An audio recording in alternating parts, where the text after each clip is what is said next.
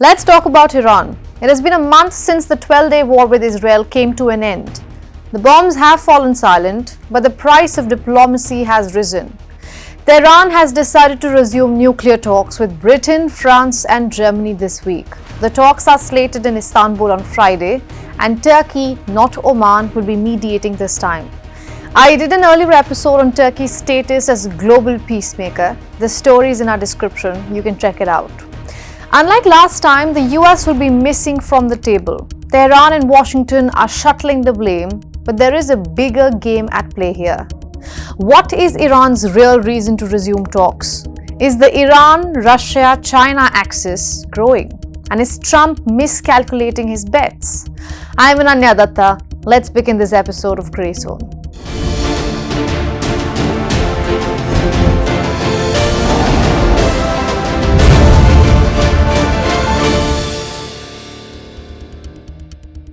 Back in 2018, during Donald Trump's first tenure, he chose to pull out of the nuclear deal with Iran because he thought it was a bad deal. But in the 3 years of the JCPOA deal being fully alive, 6 world powers, the US, UK, France, Germany, Russia, China, and the European Union, struck a deal to keep Iran's uranium enrichment in check, and in return, lifted all sanctions. The main worry was, and still is, that Tehran wants to pursue nuclear weapons. Trump's exit left the pact paralyzed. The 3 European countries remained parties, but regretted the US decision. They said the nuclear non-proliferation regime is at stake, and they were right. The withdrawal prompted heavy sanctions on Iran, the very sanctions that were promised to be lifted. In a tit-for-tat, Tehran too increased its nuclear activities, reaching a step away from weapon-grade nuclear materials. Today, the same European countries are trying to patch back the deal, but not without a threat.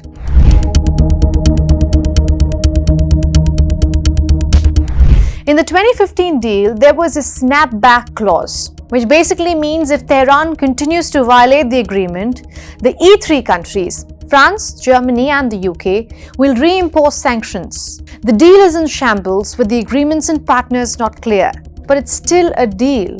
The 12-day war has complicated the already complicated situation.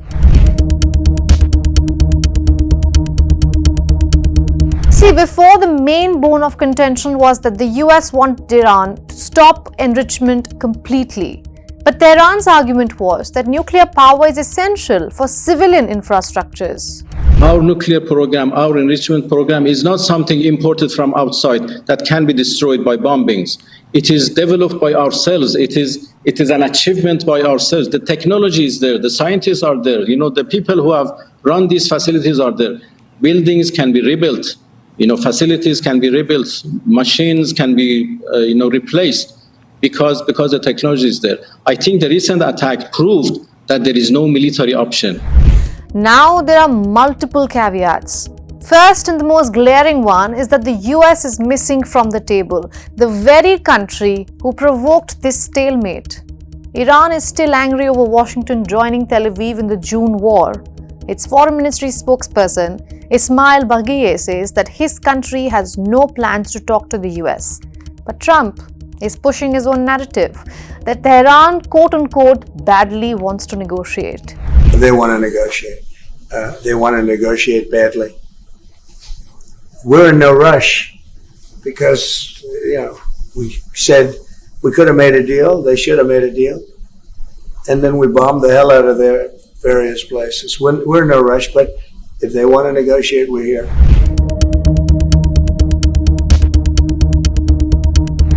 Second caveat is that in the aftermath of the war, Iran suspended cooperation with the International Atomic Energy Agency, the nuclear watchdog, who has been taking care of the logistics on the ground. Any future deal depends on re-establishing this channel. The IAEA has to verify stockpiles of member nations, including Iran, and report back. It has a major responsibility, but no power.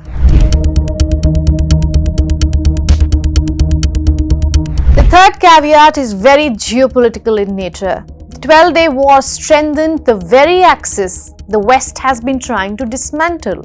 And no, I'm not talking about the axis of resistance, but the Iran, Russia and China axis. Tehran has decided to sit down with Moscow and Beijing before the meeting with the E3 this Friday. Before being the key word here, because unlike before, Iran isn't only reporting back to its allies. The war has put Iran on offense, where it needs to discuss its strategy beforehand, before the Western countries weigh in. But Tehran should be cautious, given when the going got tough, neither Russia nor China rushed to aid Iran. And that was enough to expose the limitations of the whole Axis idea.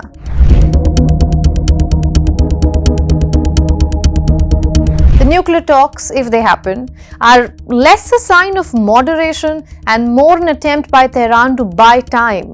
The E3 group has imposed an August deadline on the Snapback Clause, so time is running out.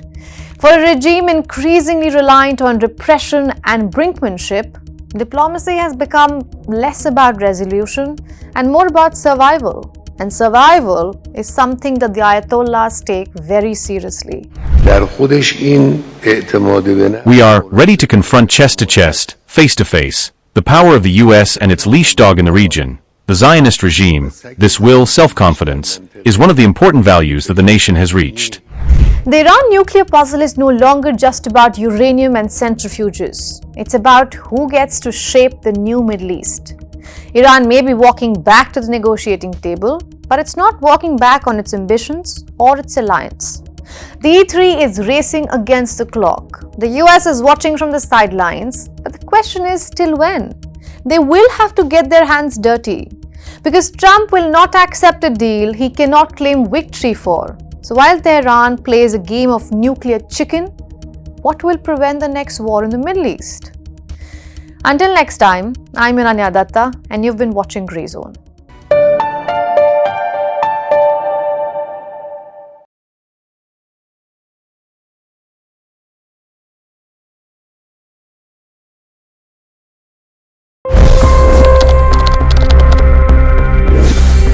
$25 crore गरीब गरीबी को परास्त करके बाहर निकले.